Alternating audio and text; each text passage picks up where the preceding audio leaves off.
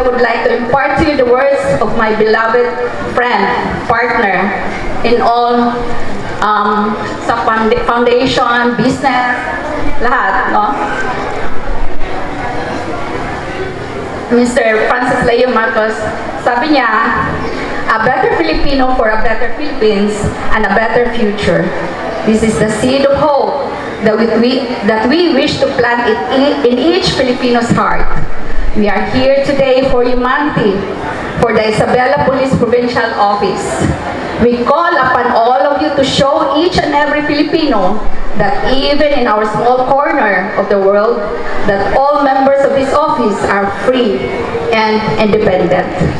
We are giving out free eyeglasses today to show our support to you, whom we want the country and the rest of the world to see as the protector of our country's innocence and virginity. We want all of you to see with clear and biased eyes and use your power to impose the rule of law and deliver justice to save humanity. Our country needs police officers who can discern right and wrong for themselves. Who have faith in God and are confident enough to impose justice to save humanity. Thank you very much. Mabuhay kayong lahat. And let the humanitarian activities begin. To God be the glory. Thank you, thank you. The San Mariano Masonic Lodge, all the member of the San Mariano Masonic Lodge whom initiate this humanitarian activity. Guys, thank you. Without you, this activity will not be happen. Because of your sincere initiative, kaya nandito ako ngayon. Of course, my friend, hindi ko makita. Lieutenant Colonel Tulin. Masyado kang malakas sa akin. Okay, Nana. Nag-request ka ng alas 9, 9:30, kinrant ko yung request mo. Naimbag gabigat kada kayo amin. Kakapsat ko kay Ilocano. May bagak ti bagbagig nga syakit naggapo dito eh. Agyaman na kinihapo Diyos, kinagyaman tayo kadagiti nga tattao nga dati nga nag-initiate dat no maipaay kanyayo dito nga activity. And I'm proud for these guys who've been extending all their effort just to serve you. Palakpakan po natin yung San Mariano Masonic Lodge.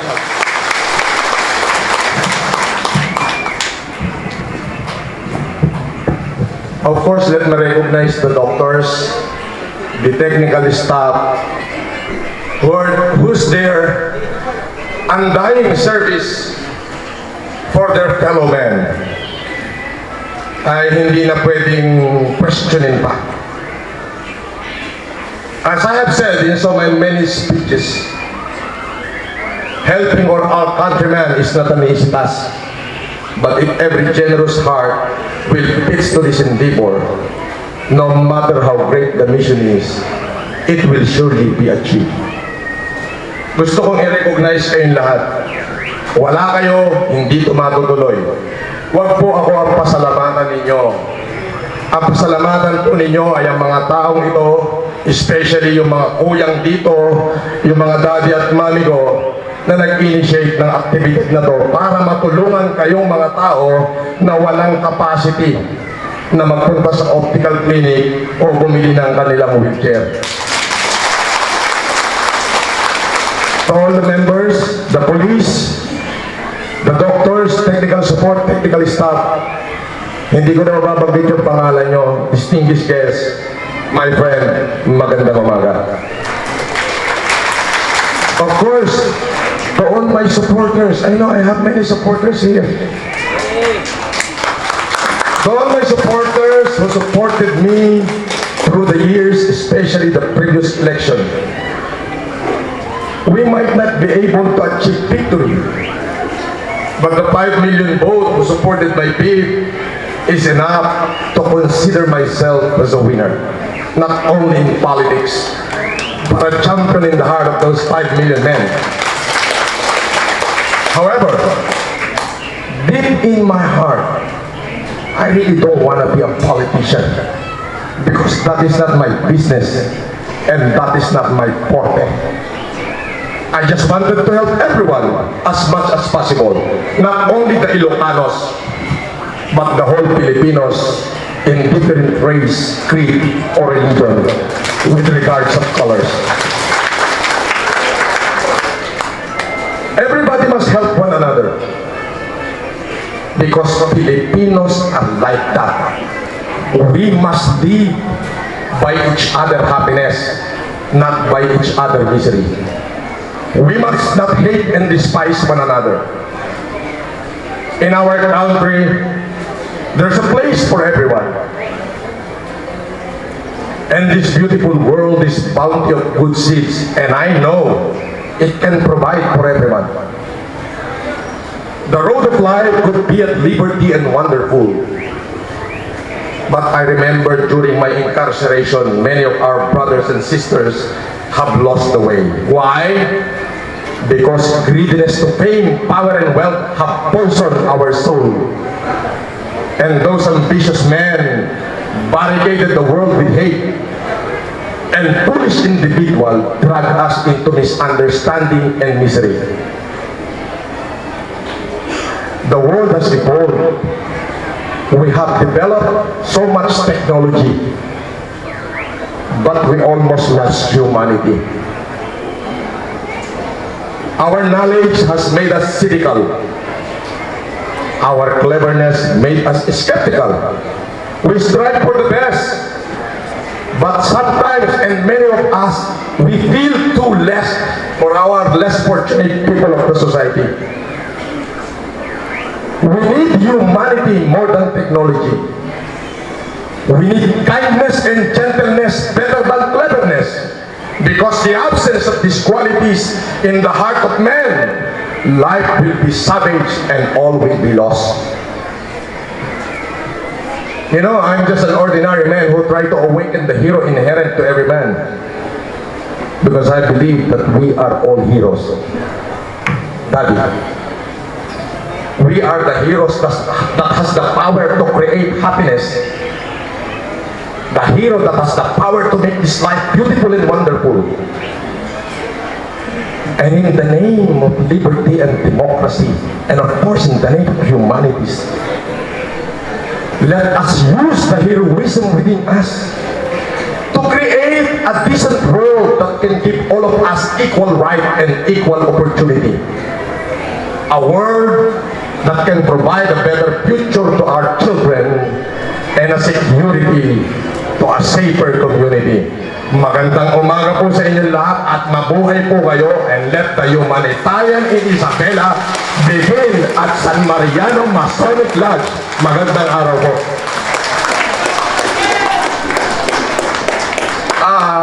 Gusto ko nga palang bago ko umalis, may nakalimutan ako. Sorry kasi wala po akong papel dito na dapat kong basahin. Ito ba yun?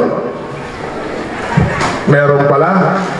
Walang papel. So, gusto kong i-acknowledge ang presence ng Philippine Army. Philippine Army at lahat ng mga barangay tanod, yung mga nurse na nagpo-volunteer ngayon, lahat nire-recognize po kayo ni Francis Leo Marcos. Ako po, siya taga ito ni inang ko at nagtabambantay. Yes, and I'm proud to be the son of Isabelano. Magandang umaga po. Alright, time check muna tayo mga kapatid. 7:30 in the morning. Makikita nyo po yung mga tao sa likuran ko. Napakarami na po na nakapila at na magbibigyan ng mga libreng salamin ngayong araw. Kasama ni dyan, may mga ipamimigay din ng mga wheelchair si Boss Francis Leo Marcos.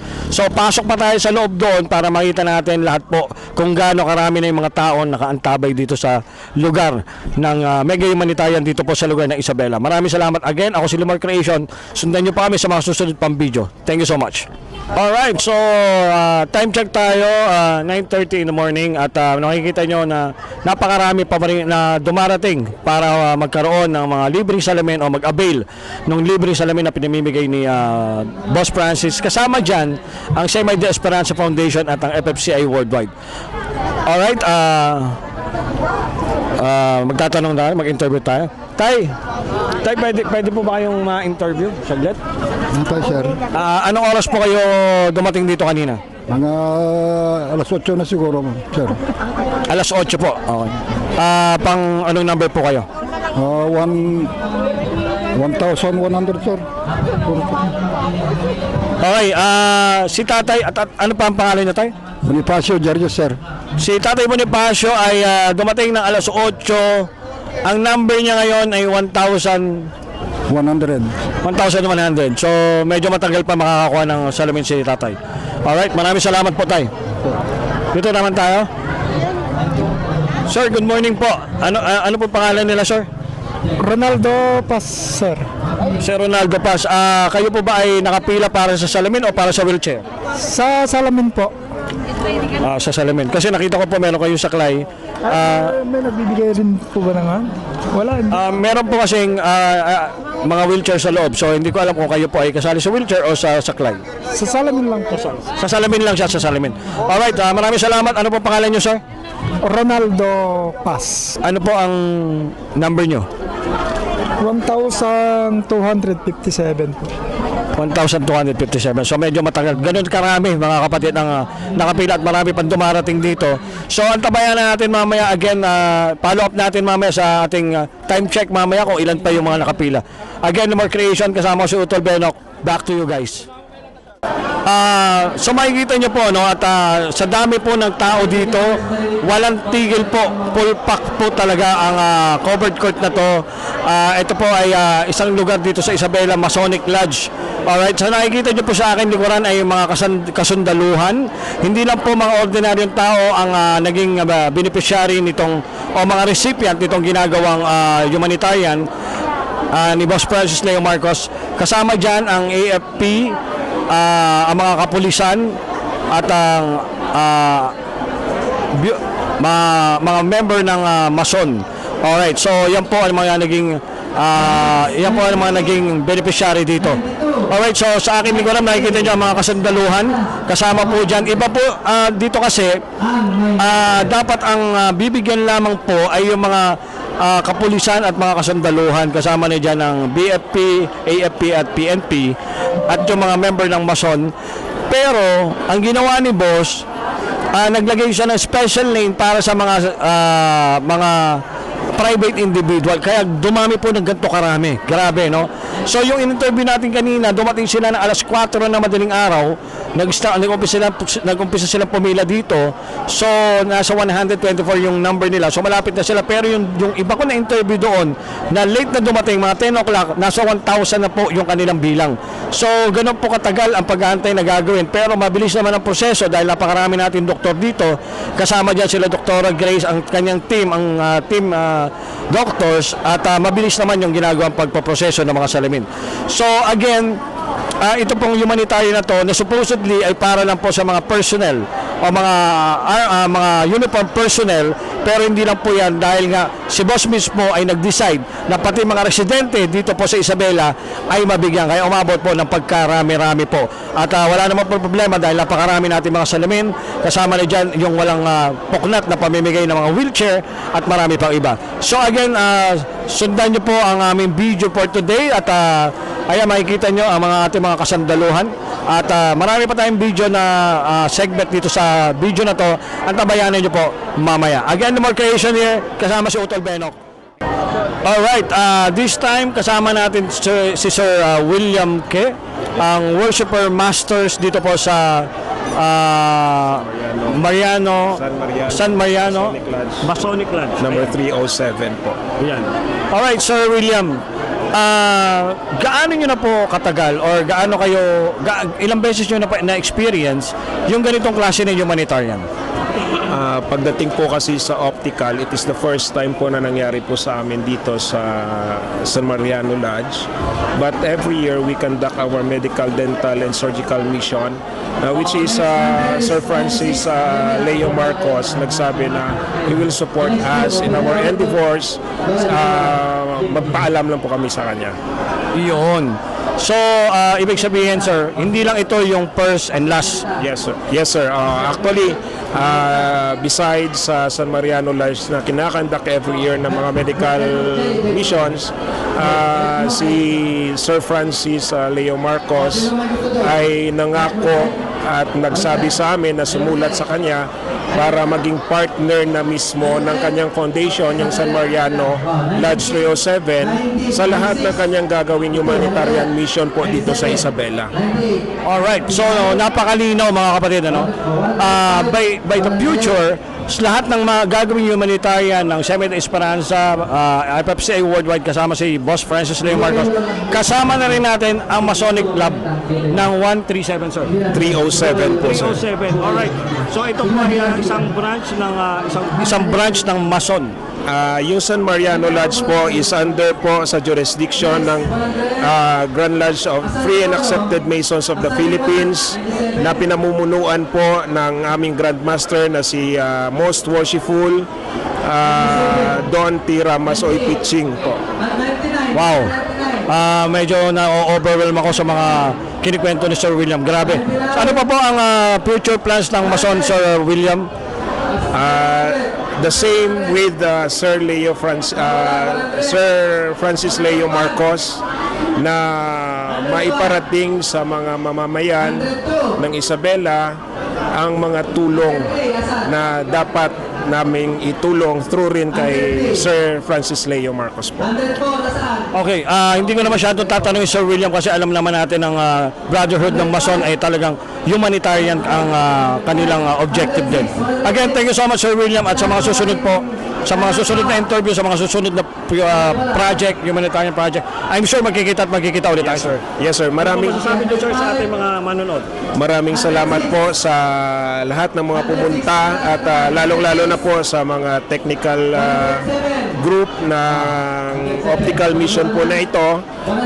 Hindi ko naman po sila lahat kakilala pero kami po in behalf ng San Mariano Masonic Lodge number 307 as their worshipful master, kami po ay lubos na nagpapasalamat sa inyong pagtiwala na kami po ang mag-initiate ng malakihang mega optical mission po ni Sir Francis Leo Marcos po. Maraming salamat po.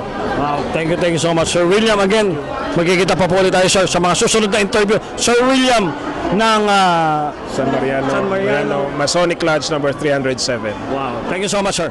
Thank you. Alright. Alright, ang kasama naman natin ngayon, isa pang recipient ng salamin. Ano po pangalan nyo, Nay? Elizabeth po. Ma'am Elizabeth, gaano na po kayo katagal nagsasalamin? Matagal na po sir, kaya lang po na-stop lang po kasi sa ganito pong hirap, wala pong pambili.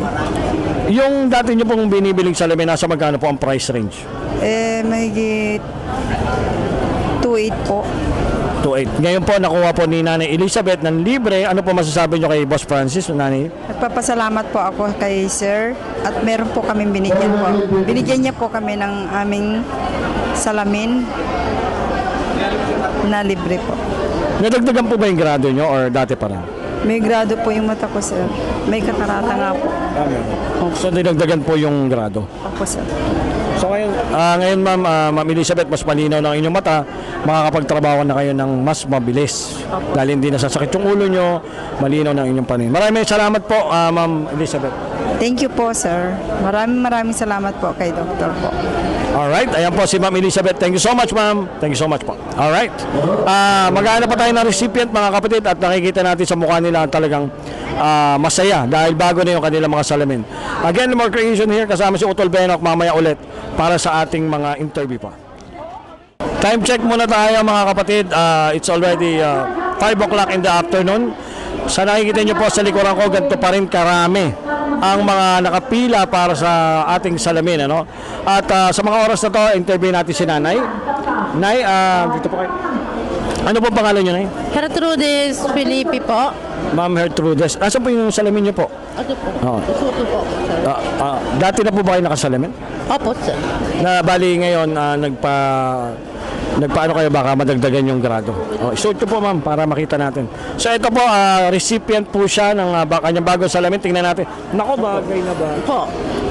Ano po ang masasabi nyo, Ma'am Gertrudes, sa inyong bagong salamin? Diyaman na kanya na, sir. Na pagasatan na ka nakaalati ang Jokos.